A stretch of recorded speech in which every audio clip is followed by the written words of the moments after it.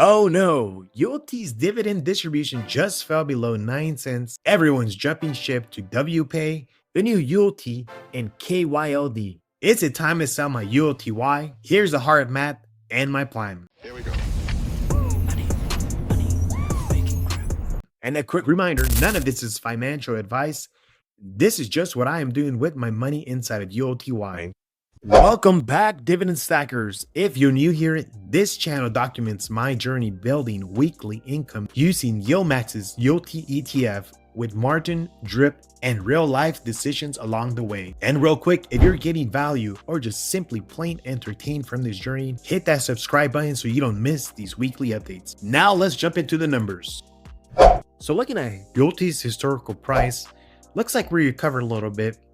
Closed at $4.96 on 10/31, but that's still slightly down from the close of 10/24 at $5.04, but definitely made a recovery from the $4.93 that it closed on the 22nd of October. And looking at my portfolio, this is where we stand. Basically, it's numbers time. The price I'm showing you shows at $4.95, and that is because the price that I'm showing on Robinhood as of right now is sitting at $4.95. Although we did close at $4.96. Just being transparent here. My total share price now stands at 2,560 total shares, with the cost basis of $5.60. My break-even price is now sitting at $5.03. My market value total is $12,672.06. My total invested out of pocket, including dividends, sits $14,329.73. My actual out-of-pocket invested sits at $12,875.27, and my dividends received now sits at $1,454.46. For the month, received $940.78, and like I have stated here before, we got a little lucky here that October had an extra week. Down below here, you can see my weekly net dividends did slip a little bit. And that is because as of 10/28, our distribution per share did drop to 0.0848 cents. A little lower than we have been. And looking here, if I go back, it looks like the last time I paid 8 cents was on 4/23/2025. The share price then stood at $5.78. So a little bit below where we are now. Actually, quite a bit below. My unrealized P&L now sits at $1,657.67, which is a loss of 11.57%. My true gain though stands at a negative $203.21, which is a negative 1.58%. My after-tax dividends here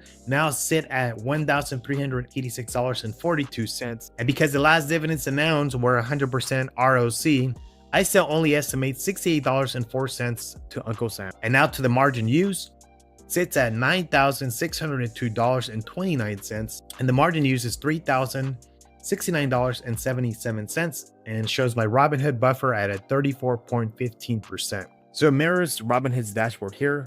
You can see now that the annual rate is now sitting at 5.25%. That is thanks to Jerome the homie in the Fed that dropped the interest rates a quarter of a basis points in this last week. But it's definitely something I'm going to continue to keep an eye on. As stated last week, my maintenance ratio did increase to 50%. So although I am comfortable with the buffer sitting at 34.15%, if the market dips, or specifically ULTY dips, that would be a problem.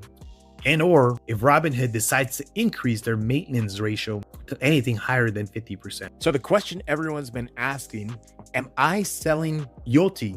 No, I'm holding it with guardrails. I bought the dip at $4.61 last week, and I banked $217 in cash this week. And I will continue to fortify the buffer, and I will continue to keep judging by its total return. Obviously, that's the price plus the distributions, and not just emotions. The bottom line, the math still maths. I'm after shares. When price dips and I'm dripping dividends back in, that's how you end up with more shares working for you next week, the next month, the next year. Cheaper price plus the same dollars equals more units. That's the compounding engine. On the reverse split question, could it happen? Maybe. If it does, I see it as cosmetic. You have fewer shares at higher price. The economic zone magically changes because the share count moved. What matters is total return and cash flow, not the number of pieces your pie is cut into.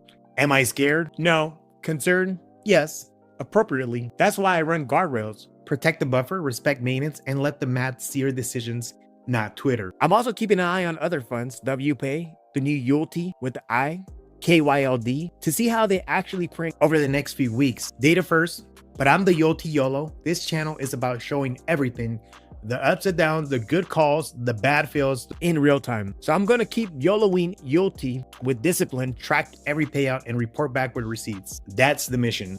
All right, and a new segment I will be bringing. This is a new segment alert. It's called the Macro Minute. Once a week, I'll blitz through the big dial, which are rates, the seesaw, stocks and bonds, and the headlines, policy and global, in under 60 seconds.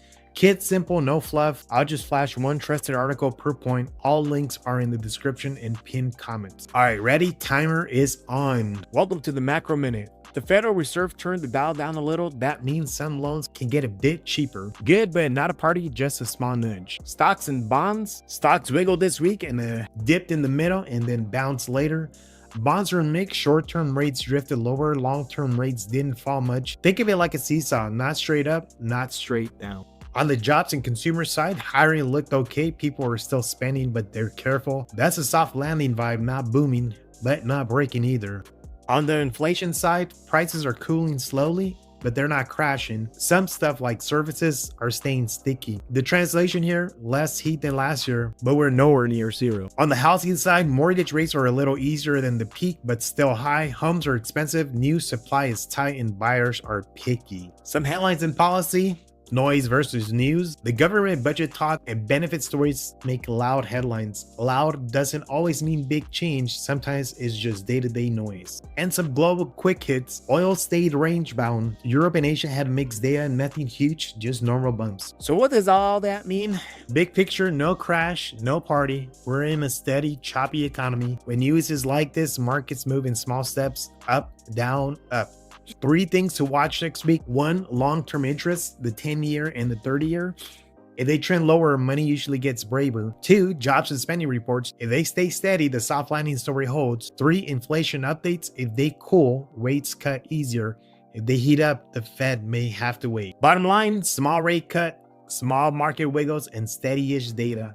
That's a calm lane, not a racetrack. That is all for the Macro Minute. I will do that every week. Type macro in the comments and tell me which chart you want added, rates, jobs, or prices. Now back to the ULTY YOLO. This week and every week, I'll be watching the dividend and the yield first. That's what matters most. I'm also tracking price, as we all should, and I'll tie it to the economic data that moves volatility. I'm still building the ULTY YOLO stress test calculator. Once it's dialed in, I'll show you exactly how different payouts and prices hit cash and margin every single week. If you enjoyed that and made it to the end, smash the like button and subscribe. And if you want to support the channel, the buy me a coffee link is linked below. And again, just a reminder, none of this is financial advice. This is just what I am doing with my money inside of ULTY. See you next week. ULTY YOLO out.